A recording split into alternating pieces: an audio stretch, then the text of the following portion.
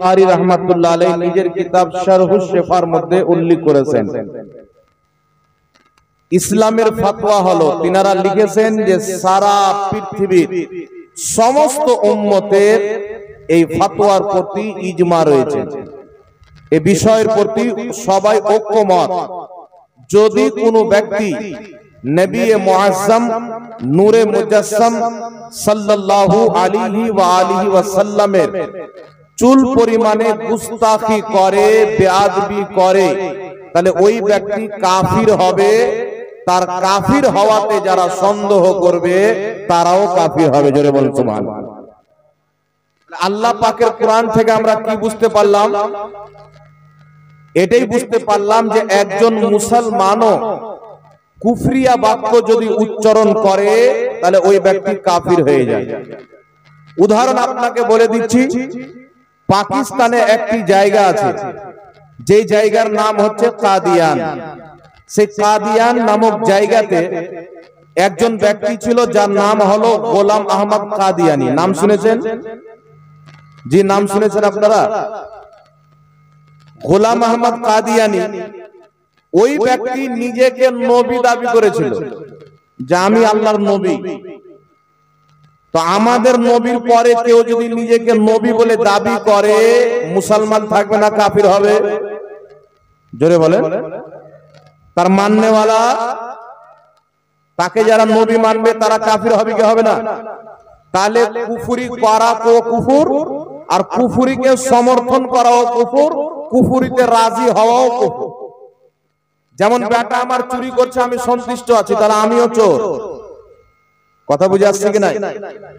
বেটা আমার চুরি করছে, আমি খুব খুশি, পা বেটা নিয়ে আসছে, আমি ঘুরছি, খাচ্ছি, মজ মস্তি করছি, তাহলে আমিও এক প্রকারের চোর।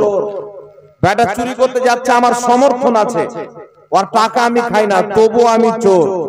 তো ভুল কাজকে যেই ব্যক্তি সমর্থন করবে ওই ব্যক্তিকে ইসলামে ভুল বলা হয়েছে। আর আপনি যখন পবিত্র কোরআন পাঠ করবেন, এই পবিত্র কোরআন পাকের মধ্যে সূরা মুমিন পাওয়া যায়, আবার সূরা কাফিরুনও পাওয়া যায়। আর পুরো কোরআন পাকে আল্লাহ তাবারাক ওয়া তাআলা কাফিরকে কাফির বলে আখ্যায়িত করেছেন, মুমিনকে মুমিন বলে আখ্যায়িত করেছেন। অর্থাৎ আল্লাহ পাকের কোরআন আমাদেরকে শিক্ষা দিয়েছেন যে কিয়ামত পর্যন্ত কাফিরকে কাফির বলা, মুমিনকে মুমিন বলা, এটা হচ্ছে আল্লাহর কোরআনের বিধান। জোরে বল সুবহানাল্লাহ। এটা কার বিধান? আল্লাহর কোরআনের বিধান। এখন যদি কোনো মাওলানা সাহেব বেরিয়ে যায় আর বলে হুজুর কাউকে কাফির বলার দরকার নাই, কিছু মৌলবি বাবা ইউটিউবে আসে, আল্লাহ পাক এখন সবাইকে মোবাইল দান করেছেন। এই যে মোবাইল, এই মোবাইল রাত্রে ঘুমাবে, খুলবে, দেখছে একটা মৌলবি এসে মাথাতে বহুত বড় ঘুমটা দিয়ে আছে, মনে হচ্ছে সুফি সাহেব লোক হবে, বক্তব্য শুনতে আরম্ভ করে দিল। কিন্তু ও যে কি প্রচার করছে এটা কিন্তু সাধারণ মানুষ বুঝছে না। তো এদের ঝালাস কিছু কিছু আমাদের টানাটান টিটিএস এলাকাতেও ঢুকে পড়ে। মানে কিছু লোকের ঈমান কমজোর হয়ে যায়। এ বলছে কি যে আপনার বাড়ির পাশে যদি কোনো হিন্দু বাস করে তাহলে তাকেও কাফির বলা যাবে না।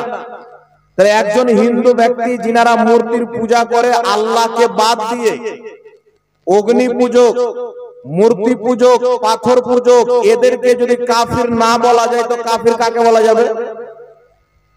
কথা বুঝে আসছে? ওই মৌলবীকে জিজ্ঞাসা করেন কেন কাফির বলবো না, তো মৌলবী বলবে এই জন্য যদি মরার আগে মুসলমান হয়ে যায়। তাহলে তোমার শাশুড়িকে শাশুড়ি বলিও না, হতে পারে তোমার শ্বশুর তালাক দিয়ে দিবে, নাকি বলে? তাহলে মাকে মা বলিও না, হতে পারে অন্য কারোর সাথে পালিয়ে যেতে পারে। তোমার স্ত্রীকে তোমার স্ত্রী বলিও না, হতে পারে তোমার কিছুদিন পরে তোমার কাছ থেকে তালাক নিয়ে অন্য কাউকে বিয়ে করে নিতে পারে, নাকি বলেন? তো এইগুলো হচ্ছে জাহিল, যারা বক্তা সেজে, মৌলবি সেজে মানুষকে পথভ্রষ্ট করে। ব্রাদার ইসলাম, আমাদেরকে দ্বীন বুঝতে হবে। আর দ্বীনের মধ্যে নবী পাক সাল্লাল্লাহু আলাইহি ওয়াসাল্লাম বলেন, মিশকাত শরীফ ঈমানের অধ্যায়ে হাদিস, রাসূল পাক বলছেন বুনিয়াল ইসলাম আলা খামসিন, ইসলামের বুনিয়াদ, ইসলামের মূল, ইসলামের ভিত হচ্ছে পাঁচটি জিনিসের উপরে। কটি জিনিস? ইসলামের ভিত পাঁচটি জিনিসের উপরে। নবী পাক সাল্লাল্লাহু আলাইহি ওয়াসাল্লাম বলেন, সর্বপ্রথম হচ্ছে এই কথার সাক্ষী দেওয়া যে আল্লাহ ছাড়া কেউ ইবাদতের যোগ্য নয়, অর্থাৎ লা ইলাহা ইল্লাল্লাহ মুহাম্মাদুর রাসূলুল্লাহ সাল্লাল্লাহু আলাইহি ওয়াসাল্লাম প্রথম। দ্বিতীয় নাম্বার চলে আসছে নামাজ, রোজা, হজ, যাকাত। প্রথম লা ইলাহা ইল্লাল্লাহ মুহাম্মাদুর রাসূলুল্লাহ, আল্লাহকে এক মানা, অর্থাৎ একজন ব্যক্তি যতক্ষণ পর্যন্ত আল্লাহকে এক না মানবে ততক্ষণ পর্যন্ত মুসলমান হবে না। নবী মুস্তাফাকে আল্লাহর নবী না মানবে ততক্ষণ পর্যন্ত মুসলমান হবে না। যেই ব্যক্তির লা ইলাহা ইল্লাল্লাহ ঠিক থাকবে, মুহাম্মদ রাসূলুল্লাহর প্রতি ঈমান ঠিক থাকবে, ওই ব্যক্তির উপরে চারটা জিনিস ফরজ হবে: নামাজ, রোজা, হজ, যাকাত। ঠিক না বেটি? জোরে বলে। আপনাকে একটা উদাহরণ দিচ্ছি। শরীয়তের ফতোয়া হলো, একজন ব্যক্তিকে আল্লাহ পাক 60 বছর বয়স দান করেছেন, 60 বছর। ওই ব্যক্তি 40 বছর পর্যন্ত হালাতে কুফরিতে ছিলেন, অমুসলিম, ইহুদি বা খ্রিস্টান বা অন্য কোন ধর্মের ব্যক্তি। 40 বছর বয়সে ওই ব্যক্তিকে আল্লাহ হেদায়েত দিল। ওই ব্যক্তি চিন্তা করলো যে এখন আমি মুসলমান হব। তো 40 বছর বয়সে ইসলাম ধর্ম গ্রহণ করলো। তো শরীয়ত বলছে যেই 40 বছর সেই কুফরি অবস্থায় ছিল, সেই 40 বছরের নামাজ তাকে পড়তে হবে না, কারণ নামাজ কাফিরের উপরে ফরজ নাই। কথা বুঝিয়েছে? নামাজ বেদিনের উপরে ফরজ নাই, নামাজ কাফিরের উপরে ফরজ নাই। না নামাজ ফরজ, না রোজা ফরজ, না হজ যাকাত ফরজ। যেই ব্যক্তির ঈমান আছে ওই ব্যক্তির নামাজ আছে, যার ঈমান নাই তার নামাজ নাই। বলেন সুবহানাল্লাহ। এখানে আরেকটা কথা বুঝেন, একজন ব্যক্তি ঈমান নিয়ে আসলো, মুসলমান। ঈমান আনার পরে 40 বছর নামাজ পড়লো। 40 বছর নামাজ পড়ার পরে আল্লাহর নবীর শানে গুস্তাখি করলো, বা আল্লাহর শানে গুস্তাখি করলো। যেমন কিছু লোকের আকীদা, যেমন ওয়াহাবী মতবাদের আকীদা হলো আল্লাহ মিথ্যা বলতে পারে। তাহলে এটা আল্লাহর তাওহীদ হলো কি হলো না? জোরে বলতে হবে। আল্লাহ মিথ্যা বলতে পারে এইরকম আকীদা রাখা, এটা আল্লাহর তাওহীদ কি তাওহীদ না? আল্লাহ মিথ্যা থেকে পাক, কারণ মিথ্যা বলা হচ্ছে দোষ, মিথ্যা বলা হচ্ছে ভুল, মিথ্যা বলা হচ্ছে গুনাহ, মিথ্যা বলা হচ্ছে ত্রুটি। আর ত্রুটি থেকে আল্লাহ পাক, ভুল থেকে আল্লাহ পাক, গুনাহ থেকে আল্লাহ পাক। তাই মিথ্যা বলা থেকে আল্লাহ পাক। জোরে বলেন সুবহানাল্লাহ। তাহলে কেউ যদি 40 বছর নামাজ পড়ার পর, ইমানদার থাকার পর, শুধু 40 বছর নয়, মরার একদিন আগে যদি বলে যে আল্লাহ মিথ্যা বলতে পারে কিন্তু বলে না, ওই ব্যক্তি কাফির হয়ে যাবে। 40 বছরের নামাজ বরবাদ হয়ে যাবে। একজন ব্যক্তি 5 ওয়াক্তের নামাজ পড়ে, সারা জীবন নামাজ পড়ার পর মরার 3 দিন আগে চায়ের দোকানে বলছে যে নবী তো নিজের মেয়ে ফাতেমাকে বাঁচাতে পারবে না, নবী তো আমাদেরকে না নবী কাজে আসবে না ওলি কাজে আসবে, কেউ কিয়ামতের ময়দানে উপকার করতে পারে না, অর্থাৎ নবীর শাফাতকে অস্বীকার করে, তাহলে যত নামাজ পড়েছে সব বেকার। বেকার হবে কি হবে না? এর উদাহরণ, এর দলিল আমি কোরআন থেকে দিচ্ছি, একটু লক্ষ্য করে শুনবেন বাবা। একজন ব্যক্তির নাম ছিল ইবলিস। নামটা শুনেছেন? ভালো লোক চিনে, খারাপ লোক চিনে, মানে ইবলিসকে সবাই চিনে। ইবলিস কিন্তু বাবা 6 কোটি বছর নামাজ পড়েছিল। 6 কোটি বছরের নামাজ, 6 কোটি বছরের তার সাজদা, তার তাসবিহ তাহলিল, প্রত্যেকটা জিনিসকে আমার আল্লাহ গ্রহণ করেছিলেন, কবুল করেছিলেন। তাই আল্লাহ তাবারাক ওয়া তাআলা ওই ইবলিসকে ফেরেশতাদের শিক্ষক বানিয়েছিলেন, জান্নাতের যাওয়ার আসার পারমিশন দিয়েছিলেন। ওই ইবলিসকে আল্লাহ অনেক উঁচু মাকাম দান করেছিলেন, মর্যাদা সম্মান দান করেছিলেন। 6 কোটি বছরের ইবাদত আল্লাহ কবুল করেছিলেন। কিন্তু আল্লাহ যখন বললেন আদমকে সাজদা করো, কিন্তু সে আদমকে সাজদা করলো না। আল্লাহ পাক তার 6 কোটি বছরের কবুল নামাজকে বরবাদ করে দিলেন। কত বছরের কবুল নামাজ বরবাদ হলো? 6 কোটি বছরের কবুল নামাজ বরবাদ হলো কি হলো না? এখন আপনারা বলেন তো, আল্লাহ কি বলেছিলেন ইবলিস আদমকে সাজদা না করলে কি হলো? তুমি আমার 6 কোটি বছর ইবাদত করেছো, যাও আমার ইবাদতের কারণে তোমাকে মাফ করে দিলাম।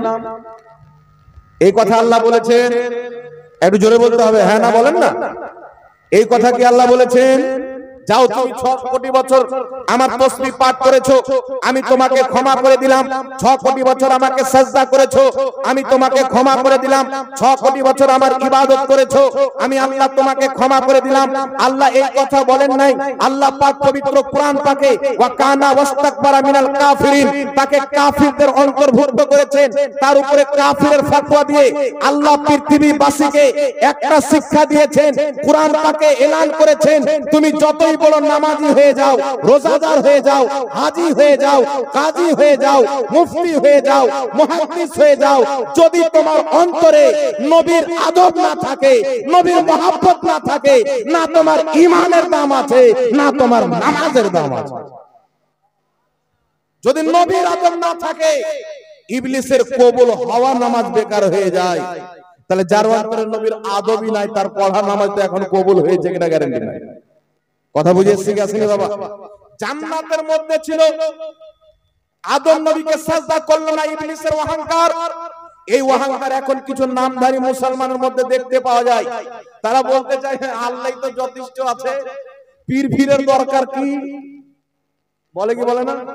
বুঝে আল্লাহই তো যথেষ্ট আছে, পীর ফিরের দরকার কি? তাহলে এই কথা বলেনি কেন যে মা বাপের প্রয়োজন কি আছে, ডাইরেক্ট চলে আসবো নাকি? বলে বুঝে আল্লাহই যথেষ্ট আছে, না নবীর ওসিলা চলবে, না ওলির ওসিলা চলবে, না পীর মাশায়েখের ওসিলা চলবে, আমাদের জন্য তো আল্লাহই যথেষ্ট আছে। এই কথা ওই ইবলিসের ধারণা ছিল। আল্লাহ তুমি তো যথেষ্ট আছো, 6 কোটি বছর তোমার ইবাদত করেছি, যতদিন তুমি হায়াত দিবে তোমাকে সিজদা করব, আরবো খারবো বছর তোমার ইবাদত করব। কিন্তু আল্লাহ না আদমের ওসিলা নিতে পারবো, না আদমের তাজিম করতে পারবো, না আদমকে সিজদা করতে পারবো। আল্লাহ বলেছিলেন, শুনো, যেই ব্যক্তি নবীর আদব করে না, নবীর ওসিলা চাই না, ওই ব্যক্তির কোনো ইবাদত কাজে লাগে না। জোরে বলেন সুবহানাল্লাহ। সুবহানাল্লাহ। কোন ইবাদত কাজে লাগে? জোরে বলতে হবে, লাগে বাবা। এই ধারণাটা হচ্ছে ইবলিসের, যে আল্লাহই সবকিছু আছে, কি প্রয়োজন আর কিছু। এই ধারণাটা কার? ইবলিসের। যেমন কিছু দল বেরিয়েছে বাবা, তবলিগি জামাত, জামাতে ইসলামী, আর একটা দল আছে, এবার নাম দিয়েছে আহলে হাদিস, মানে হাদিস ওয়ালা। হাদিসের উপরে আমল করনেওয়ালা লয়, হাদিস ওয়ালা, মানে হাদিস কিনে বাক্সতে ভরে দেন বাস হাদিস ওয়ালা। আর যারা হাদিসের উপরে আমল করে তারা আহলে হাদিস নয়, আহলে সুন্নাত, নবীর হাদিসে আমল করনেওয়ালা। জোরে বলেন সুবহানাল্লাহ। তাই আমরা মানুষকে বলতে চাই যে এক জামানা ছিল আল্লাহ তাবারক ওয়া তাআলার নিকটে ইবলিস তাওহীদকে অস্বীকার করেনি, আল্লাহর একত্ববাদীকে অস্বীকার করেনি। ফেরেশতারা একদিকে, ইবলিস একদিকে। ফেরেশতা বলল, আল্লাহ তোমাকে সিজদা করেছি, তুমি যাকে সিজদা করতে বলবে তাকেও সিজদা করব, তোমার ইবাদত করি, তুমি যার সম্মান করতে বলবে তারও সম্মান করব। আর ইবলিস বলেছিল, আল্লাহ শুধু তোমারই সম্মান করব, তোমারই তাজিম করব, তোমারই সিজদা করব, তোমারই ইবাদত করব। একদিকে ফেরেশতা, আল্লাহ তোমার ইবাদত করি, তুমি যাকে যাকে মানতে বলবে তাকে তাকে মানবো। ইবলিস বলছিল শুধু তোমাকে মানবো। আল্লাহ বলেছিল, যারা আমার নবীকেও মানে, আমাকেও মানে, তারা হলো জান্নাতি, যারা শুধু আমাকে মানে তারা হলো জাহান্নামী। বলেন সুবহানাল্লাহ। যারা বলে শুধু আল্লাহকে মানো তারা জাহান্নামী। এই কথা কিন্তু বাবা ইবলিস বলেছিল। কথা বুঝে এসেছে আপনাদের? তাই আমরা কি ইবলিসের মতন তাওহীদ মানবো না ফেরেশতার মতো? ইবলিসি তাওহীদ চলবে না। তাওহীদ মানতে গেলে জিবরিল আমিনের মতন তাওহীদ মানতে হবে, মালাকুতি তাওহীদ মানতে হবে, ফেরেশতাদের মতো তাওহীদ মানতে হবে। যেখানে আল্লাহর মহব্বত থাকবে, আল্লাহর মহব্বতের নিচে নবীর মহব্বত থাকবে, তার নিচে সাহাবা আহলে বাইতের মহব্বত থাকবে, আউলিয়া কিরামের মহব্বত থাকবে। শুধু এটা না আল্লাহকে মেনে নিলাম হয়ে গেলাম, আরে আল্লাহকে তখন মানা হবে যখন আল্লাহ যাদেরকে মানতে বলেছেন আপনি তাদেরকে মানবেন। বলেন সুবহানাল্লাহ। আল্লাহ বলছেন উমুককে মানো, উমুককে মানো, আর আপনি বলছেন না মানবো না, তাহলে আল্লাহকে মানা হলো? একজন যুবক এসে বলছে, হুজুর আমি আমার বাপ মাকে খুব দেখি, আমার গ্রামে আমার মতন আমার বাপ মায়ের সেবা কেউ করে না। পরে খবর মিলছে যে বাপকে যখন অসুখ হয় তখন বাড়ি থেকে পালিয়ে যায়, মানে ওষুধ কিনে দিবে না, টাকা নাই, ইলাজ করে না, বাপকে নিয়ে যেতে হবে কলকাতা, কিন্তু বাড়িতে বসে পড়ে আছে, কলকাতা নিয়ে যেতে পারবে না। তাহলে ওর বাপকে মানা হলো, বাপের সম্মান করি কিন্তু বাপকে দানা দেব না, আলাদা ভিন্ন করে খাচ্ছে। মাকে মহব্বত করি, মায়ের সম্মান করি, কিন্তু মা অসুখ হয়ে গেলে ডক্টরের বাড়ি নিয়ে যায় না, বাবার জমি বিক্রি করে যায়। তাহলে বাপকে মাকে মানা হলো? কথা বলে মানা হলো? তাই বেরাদের ইসলাম, আহলে সুন্নাত ওয়াল জামাতের মতন তাওহীদ মানতে হবে, তবেই পাবেন জান্নাত। জোরে বলতে হবে সুবহানাল্লাহ। এইবার চলে আসেন বেরাদের ইসলাম, মহান রব্বুল আলামিন বলেছেন লা তা'তাযিরু কাদ কাফারতুম বাদা ঈমানিকুম, তুমি ঈমান নিয়ে আসার পরে কাফির হয়ে গেছো। এই কথাটা আল্লাহ কাকে বলেছিলেন? তাফসীরে নাসাফির মধ্যে উল্লেখ রয়েছে, হাদিস লিপিবদ্ধ রয়েছে। নবী পাক সাল্লাল্লাহু আলাইহি সাল্লামের জামানায় একজন সাহাবীর উটনি হারিয়ে গেল। আমার আপনার নবী বললেন, তোমার উটনি অমুক জঙ্গলে রয়েছে। তো এই কথা শুনে একজন মুনাফিক বাইরে গিয়ে বলছেন যে মুহাম্মদ সাল্লাল্লাহু আলাইহি সাল্লাম বলে অমুকের উটনি অমুক জায়গাতে রয়েছে, কিন্তু আমরা মুনাফিক তার ভেষ মুসলমান ভেষে তার ক্ষতি করছি, আমাদেরই খবর রাখে না। মুহাম্মদ কি গায়েব জানে? মুহাম্মদ বলছে তোমার উটনি অমুক জায়গাতে আছে, অমুক জঙ্গলে আছে, তো মুহাম্মদ তো গায়েব জানে না। তো আল্লাহ বলছেন জিবরিল যাও, কারণ নবীর ইজ্জতের কথা আসলে আল্লাহ আয়াত নাযিল করতে বিলম্ব করেন না। যেখানে যেমন প্রয়োজন পড়ে আল্লাহ নিজের নবী মুস্তাফার সম্মানকে বয়ান করে। জোরে বলে সুবহানাল্লাহ। আল্লাহ জিবরিল আমিনকে আয়াত দিয়ে পাঠালেন, ওয়ালা ইন সাআলতাহুম লা ইয়াকুলুন্না ইন্নামা কুন্না নাখুদু ওয়া নালআবু কুল আবিল্লাহি ওয়া আয়াতিহি ওয়া রাসূলিহি কুনতুম তাস্তাহজিউন। আল্লাহ বলছেন মাহবুব, তুমি তাদেরকে যদি জিজ্ঞাসা করো এই কথা কি বলেছো যে মুহাম্মদ গায়েব জানে না, তারা বলবে আমরা তো মাজাক করছিলাম, আমরা তো ঠাট্টা করছিলাম, আমরা তো এরকমই মাজাক করছিলাম। আল্লাহ বলছেন বাহানা করিও না, তোমরা কি আল্লাহর আয়াতকে ঠাট্টা করো, আল্লাহর নবীকে ঠাট্টা করো, বাহানা করিও না। লা তা'তাযিরু কাদ কাফারতুম বাদা ঈমানিকুম, তুমি তো ঈমান নিয়ে এসেছিলে, আমার নবী ইলমে গায়বকে অস্বীকার করার কারণে কাফির হয়ে গেছে। জোরে বল সুবহানাল্লাহ। তাহলে ঈমান আনার পরে কি বলল? নবী গায়ব জানে না, কুফরির ফতোয়া কে দিল? আল্লাহ। তাহলে এই কুরআনের বিধান শুধু 1450 বছর পূর্বে ছিল না, কিয়ামত পর্যন্ত? কথা বলতে হবে বাবা। কুরআন পাকের বিধান শুধু 1500 বছর পূর্বে চলতো না, আজও চলে। কিয়ামত পর্যন্ত কুরআনের বিধান জারি থাকবে। কিয়ামত পর্যন্ত কোন ব্যক্তি যদি বলে নবী ইলমে গায়ব জানে না, ওর উপরে কুরআনের ফতোয়া কুফরির ফতোয়া লাগে। কারণ নবী আল্লাহর জানাতে গায়ব জানে। কথা বুঝে এসেছে কি আছে না বাবা? আল্লাহর জানাতে জানে, আল্লাহ যতটুকু জানিয়েছেন ততটুকু জানে, এই বিশ্বাস রাখতে হবে। আল্লাহ কতটুকু জানিয়েছেন, আল্লাহ তাবারাক ওয়া তাআলা আমার আপনার নবীকে প্রথম সৃষ্টি থেকে নিয়ে কিয়ামত পর্যন্ত জান্নাতীদের জান্নাতে, জাহান্নামীদের জাহান্নামে যাওয়া পর্যন্ত সমস্ত শিক্ষা আল্লাহ আমার নবীকে দান করেছেন। জোরে বলতে হবে সুবহানাল্লাহ। এবার আসেন ব্রাদার ইসলাম, আরেকটা কথা আপনাকে বলি। আল্লাহ পাকের কুরআন পৃথিবীতে আল্লাহ পাঠিয়েছেন মানুষকে হেদায়েত দেওয়ার জন্য, না কি বলেন? যে কুরআন পড়ে মানুষ হেদায়েত অর্জন করবে। আচ্ছা, দুনিয়াতে অনেক কিতাব আছে, সেই কিতাবের মধ্যে ভুল আছে। বুখারী শরীফের মধ্যে পর্যন্ত ভুল আছে। বুখারীর মধ্যে একটি হাদিস আছে, নবী পাক সাল্লাল্লাহু আলাইহি সাল্লামের স্ত্রী আম্মা জান আয়েশা বলছেন, হুজুর আপনার ইন্তিকালের পরে সর্বপ্রথম আপনার কোন স্ত্রীর আপনার সাথে সাক্ষাৎ হবে? তো নবী পাক বললেন, তোমাদের মধ্যে যার হাত লম্বা বেশি। তো মা আয়েশা বলছেন, আমরা হাত নাপতে আরম্ভ করলাম, পরে বুঝতে পারলাম যে দান বেশি করে। হাত লম্বা মানে যে দান বেশি করে, সাদকা বেশি করে। তো নবী পাকের স্ত্রীগণের মধ্যে সবচাইতে বেশি দান করতেন হযরতে যায়েনব রাদিয়াল্লাহু তাআলা আনহা। আর নবী পাকের পরে তিনার যে স্ত্রী ইন্তিকাল করেছিলেন তিনি হচ্ছেন যায়েনব রাদিয়াল্লাহু তাআলা আনহা। কথা বুঝেছে? কিন্তু ইমাম বুখারী ওই বুখারী শরীফের হাদিসে হযরতে যায়েনবের নাম উল্লেখ না করে মিস্টেকে বা টাইপিং এ ভুল হয়ে থাকুক অন্য করে নাম ভরে দিয়েছে। যারা হাদিস বিশারদ, হাদিসের সারা লিখেছেন, তাফসীর লিখেছেন, তিনারা এই ভুলটা সংশোধন করে দিয়েছেন। কিন্তু একমাত্র কোরআন যেটা নির্ভুল কিতাব, জোরে বলতে হবে, একমাত্র কোরআন যার মধ্যে কোনো ভুল নাই, একমাত্র কোরআন যার মধ্যে কোনো ত্রুটি নাই, একমাত্র কোরআন যেই কোরআন পাকে সমুদ্রের তলার জ্ঞান আছে, সাত আকাশের জ্ঞান, সাত জমিনের জ্ঞান আছে, জোরে বলেন সুবহানাল্লাহ।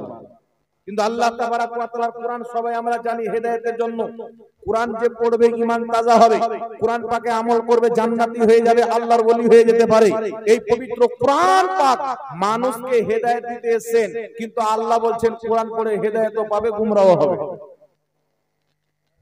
আল্লাহ বলছেন কোরআন পড়ে অনেক লোক হেদায়েত পাবে, অনেক লোক গুমরাহ হবে, এটা কোরআনেরই কথা। তাহলে আমরা তো সবাই জানি কোরআন পড়ে হেদায়েত পাবে, ঠিক না বেঠিক? কিন্তু কোরআন পড়ে গুমরাহ হবে এটা বুঝতে পারলাম না। কিন্তু বাবা এই জামানাতে যারা আছেন তারা বুঝতে পেরেছে। এই জামানাতে আমরা বুঝতে পেরেছি যে কোরআন পড়ে কেন গুমরাহ হবে। এখন নতুন নতুন ফিরকার নতুন নতুন কোরআনের অনুবাদ। একটি দল বেরিয়েছে জামাতে ইসলামী নামে দল। এই দলটা একটি কোরআনের অনুবাদ করেছে। এই দলের প্রতিষ্ঠাতা হচ্ছে আবুল ওলা মওদুদী। এর নবী নিজের ফ্যাক্টরিতে তৈরি করত। আচ্ছা বলেন তো, নবী তৈরি করা যায়? বিস্কিট তৈরি করা যায়, সাবান তৈরি করা যায়, নবী তৈরি করা যায় না? আল্লাহর দাওয়াত জিনিস, জোরে বলেন।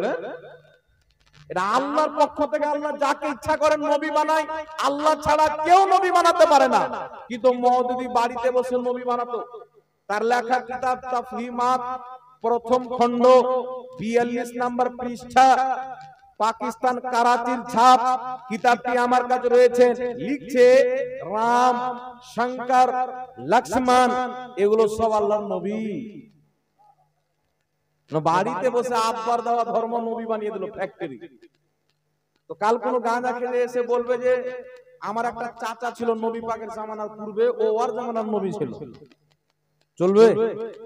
জি, রাম, কৃষ্ণ, লক্ষ্মণ এরা সব আল্লাহর নবী। কি করে বুঝলে? বলছে এদের চরিত্র, এদের আখলাক যখন পড়ি তো নবীর মতো মনে হয়। চিন্তা করেন, আপনি গস পাকের আখলাক পড়েন, নবী পাকের এক চুল আখলাকের বিরুদ্ধে পাবেন না, সেম টু সেম নবীর আখলাকের মতো। তাই কি গস পাককে আমরা নবী বলতে পারবো? জি। আর এই গাধা বলছে আর নবী আছে, আবুল ওলা মওদুদী।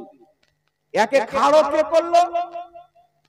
এর বাড়ি হচ্ছে হায়দ্রাবাদ, জন্মস্থান হায়দ্রাবাদে, পরে পাকিস্তান গিয়েছিল, পাঞ্জাবে। আল্লামা ইকবাল, ডক্টর ইকবাল তাকে ডেকেছিল। পাকিস্তানের পাঞ্জাবে বসবাস করতে করতে একটা দল তৈরি করলো। দলটার নাম দিল জামাতে ইসলামী। জামাতে ইসলামী দল তৈরি করে আস্তে আস্তে কিতাব লিখতে আরম্ভ করলো। তার কিছু আকীদা আপনাদেরকে গনিয়ে দিচ্ছি। তার আকীদা হচ্ছে যে নবীগণ মাসুম না। ইসলামের আকীদা হচ্ছে আল আম্বিয়াও মাসুমুন, প্রত্যেক নবী মাসুম, অর্থাৎ নবীগণের দ্বারাই না ছোট গুনাহ হতে পারে না বড় গুনাহ হতে পারে। এখন আপনি বলবেন যে আদম আলাইহিস সালাম তো একটা ফল খেয়েছিলেন, আল্লাহ খেতে নিষেধ করেছিলেন, তাহলে এটা গুনাহ হলো না? না, এটা গুনাহ না। এটা হচ্ছে খাতায়ে ইজতিহাদি। মুজতাহিদ যখন ইজতিহাদ করে কোরআন সুন্নাহ থেকে কোনো মাসলা বের করে বা কোনো কাজ করে, কাজটা যদি সঠিক হয় 2 নেকি পাবে, ভুল যদি হয় 1 নেকি পাবে। এটা মুজতাহিদ। তো আদম আলাইহিস সালামের ওটা খাতায়ে ইজতিহাদি ছিল, অতএব কোনো গুনাহ নয়। আমরা যদি ভুল করি, একজন গাড়ি চালাচ্ছে ভুল করে দেয়, 10টা লোকের উপরে চাপিয়ে দেয়, তো মার্ডার হয়ে যায়। আপনি যদি ভুল করেন তো মার্ডার হয়ে যেতে পারে, ঈমানও চলে যেতে পারে। কিন্তু আদম আলাইহিস সালাম একটা খাতায় ইজতিহাদি করেছে, সারা দুনিয়া আবাদ হয়ে গেছে, বল সুবহানাল্লাহ। একটা খাতায় ইজতিহাদির কারণে ওই আদমের সন্তান নূহ আলাইহিস সালাম, ইব্রাহিম আলাইহিস সালাম, আমার নবী, আপনার নবী, আপনি আমি আজকে যে এখানে আছি, আদম আলাইহিস সালামের ফল খাওয়ার কারণে। ফল যদি না খেতেন জান্নাত থেকে বের হতো না। তাহলে ওটা কোন ভুল ছিল? এটা আমার আপনার ব্রেনে আসবে না। তাই নবীগণ মাসুম আকীদা রাখতে হবে। কিন্তু আবুল ওলা মওদুদী নিজের সাওয়ালাত কিতাবের মধ্যে কি লিখছেন? স্পষ্ট ভাবে নিজের রিসালার মধ্যে লিখতেছে যে মুসা আলাইহিস সালাম কবিরা গুনাহ করেছেন। মুসা আলাইহিস সালাম কবিরা গুনাহ করেছেন। মানে বড় গুনাহ করেছেন। এটা হচ্ছে আবুল ওলা মওদুদীর মত। তাহলে যেই ব্যক্তি বলবে যে নবীগণের ব্যাপারে যে বড় গুনাহ করেছেন, কবিরা গুনাহ করেছেন, ওই লোকটার ঈমান থাকতে পারে? তারপরে লিখছে কি শুনেন, তারপরে লিখছেন যে হযরত উমর ফারুক রাদিয়াল্লাহু তাআলা আনহু অনেক সিদ্ধান্ত ভুল করেছেন। লিখছে খলিফায়ে রাশিদিন যারা নবীর খলিফা তাদের আদেশ গ্রহণ করা যাবে না, কিন্তু আমার আপনার নবী বলছেন আলাইকুম বিসুন্নতি ওয়া সুন্নতি খলিফায়ে রাশিদিন আল মাহদিয়িন, আমার সুন্নাত আমার খলিফাদের সুন্নাত তোমাদের জন্য জরুরি। জোরে বলো সুবহানাল্লাহ। নবী বলছেন আমার সুন্নাত মানো, আমার খলিফাদের সুন্নাত মানো, আর এ বলছেন নবীর খলিফার হুকুম সুন্নাত আমল করা যাবে না, মানা যাবে না। এটা তো কয়েকটা শুনলাম, হাজারো গুমরাহি আকীদা, কুফরিয়া আকীদা এই লোকটার মধ্যে বিদ্যমান। এই লোকটা একটি নতুন মাযহাব তৈরি করলো যার নাম দিল জামাতে ইসলামী। একে দাঁড় কে করালো ইংল্যান্ড থেকে ইংরেজরা যে তুমি একটা ফিরকা তৈরি করো। গোলাম আহমদ কাদিয়ানীকে দাঁড় করে কাদিয়ানী ফিরকা তৈরি করলো ইহুদি নাসারারা। আবুল ওলা মওদুদীকে দাঁড় করিয়ে জামাতে ইসলামী ফিরকা তৈরি করলো। মুহাম্মদ বিন আব্দুল ওয়াহাব নজদীকে কিনে দাঁড় করিয়ে ওয়াহাবি আহলে হাদিস মতবাদকে জন্ম দিল। কাসিম নানতাউইকে খরিদ করে আপনার দেওবন্দি মতবাদকে জন্ম দিল। কিন্তু আলহামদুলিল্লাহ আহলে সুন্নাত ওয়াল জামাতের আজ পর্যন্ত কোনো আলিমকে না কোনো টাকা কিনতে পেরেছে, না কোনো সম্পদ কিনতে পেরেছে। ইমামে আহলে সুন্নাত আলা হযরত সুন্নিদের ইমামের নিকটে নানপাড়ার বাদশার চেলা এসে বলছে আপনি তো অনেক সুন্দর কবি লেখেন, একবার আমাদের বাদশাদের শানে লেখেন, আপনাকে ধন সম্পদ দিয়ে মালামাল করে দিব। আলা হযরত লিখছেন করো মদহা আহলে তওয়াল রাজা পড়ে ইস বালা মে মেরি বালা मैं कदा हूं अपने करीम का मेरा दीन पा रहा है। सुभान अल्लाह बेशक। आला हযরত বলছে দুনিয়ার কোন সম্পদ আমাকে খরিদ করতে পারে না, আর আমি দুনিয়ার কোন বাদশার ব্যাপারে লিখতে পারি না। আমি মুস্তাফার গোলাম, মুস্তাফার শানে লিখবো। জোরে বলো সুবহানাল্লাহ। এইগুলো দল তৈরি হয়েছে বাবা। এরা কি করলো, ইংল্যান্ড থেকে তাকে টাকা দেওয়া হলো। আমরা আহলে সুন্নাত ওয়াল জামাত আমাদের মুফতি কয়েকটা নাম বলছি, আপনারা হয়তো চিনতে পারবেন। মুফতি আমজাদ হোসেন সিমনানি, নাম শুনেছেন? মুফতি আমজাদ হোসেন সিমনানি আপনাদের কালিয়াচকে থাকেন। মুফতি আব্দুল আজিজ কালিমি, আপনাদের আরেকজন আছেন মুফতি নুরুল আরেফিন আজহারি, যিনি বুখারী শরীফের বাংলা অনুবাদ করছেন। তো আমাকে একদিন ফোন করছে যে মুফতি সাহেব আপনাকে বুখারী শরীফ ছাপাবো, 50,000 টাকা দিতে হবে। আমরা আপনি কমপ্লিট করেন ইনশাআল্লাহ দিব। আমরা একটা কিতাব লিখে ছাপাতে পারি না? মুফতি আমজাদ সিমনানি সাহেবের লেখা অনেক কিতাব পিডিএফ করে আমরা মানুষকে পাঠাই, কিন্তু আমরা ছাপাতে পারি না বাবা। টাকা লাগবে কিনা? আর ইয়ারা ফ্রিতে কিতাব বন্টন করে। কিসে? ফ্রিতে বন্টন করে। শোরুমের মাল কোনোদিন ফ্রিতে বন্টন হয় না, ক্যাচড়া মাল গ্রামে ভ্যানে করে রিকশাতে করে বিক্রি করে।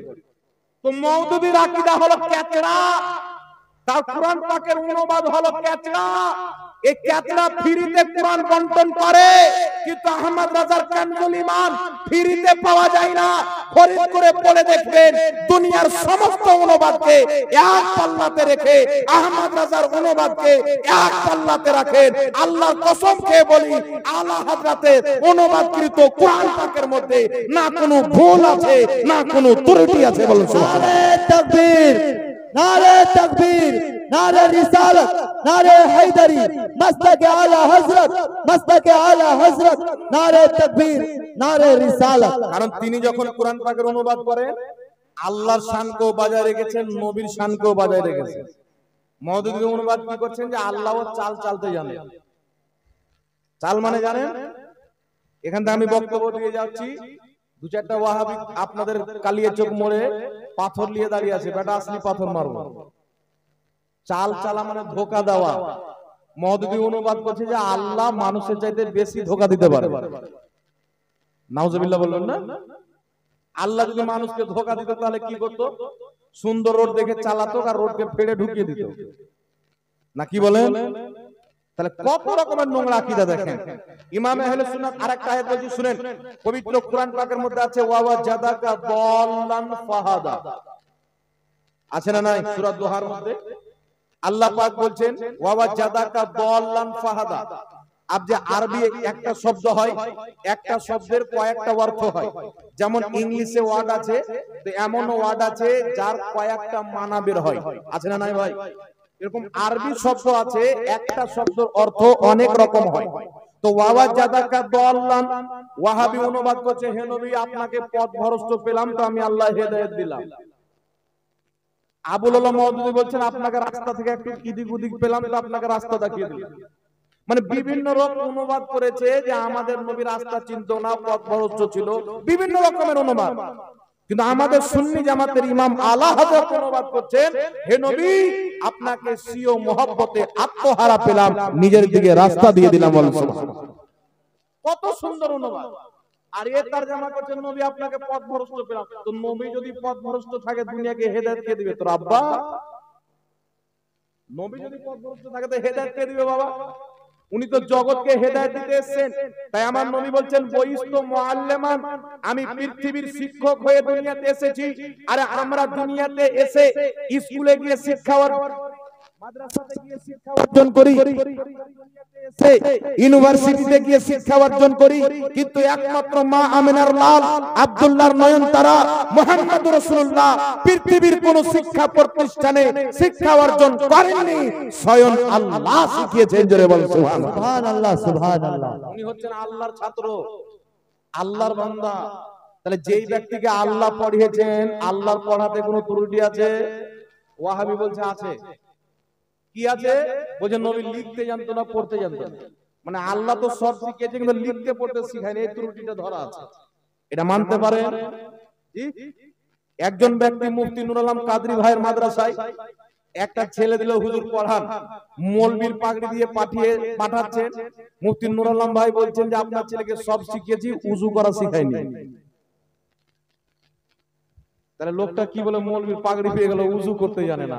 মাথা খারাপ কি খারাপ না? বলবে কিনা? তো আমার আল্লাহ আমার নবীকে শিখিয়েছেন, পড়তেও শিখিয়েছেন, লিখতেও শিখিয়েছেন। কুরআন পাকের একটি আয়াত আছে, মেহবুব এর আগে আপনি লেখেননি, এর আগে আপনি পড়েননি। এর আগে আপনি লেখেননি, এর আগে আপনি পড়েননি। আর এরা বলছে লিখতে জানতো না, পড়তে জানতো না। দুটার মধ্যে আসমান জমিন তফাৎ আছে না নাই বাবা? জোরে বলে, তফাৎ আছে না নাই? তাই আমাদের আর ওয়াহাবিদের মতভেদ হচ্ছে আকীদাকে নিয়ে। আমাদের কিছু লোক এদের বক্তব্য শুনছে। একটা লোক আপনাদের কালিয়াচক থেকে ফোন করেছে, একটা যুবক ছিল, বলছে হুজুর আমি কালিয়াচক থেকে বলছি, কি বলছো বলো?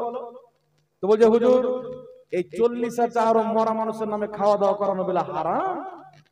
আলো তোর বাড়ি কোথায় রে? বলে কালিয়াচক। আমি তুই তো ওই খেয়ে মানুষ হয়েছিস, তো হারাম কেন বলছিস? বলে একটা মৌলবি শুনলাম তো দিমাগটাতে একটু খটকা মারলো, তো ভাবলাম আপনাকে ফোন করে ক্লিয়ার করে দেব।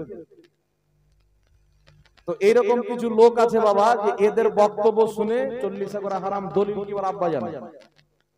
আপনি লক্ষ্য করবেন ওয়াহাবিরা হারাম বলে, দলিল নাই।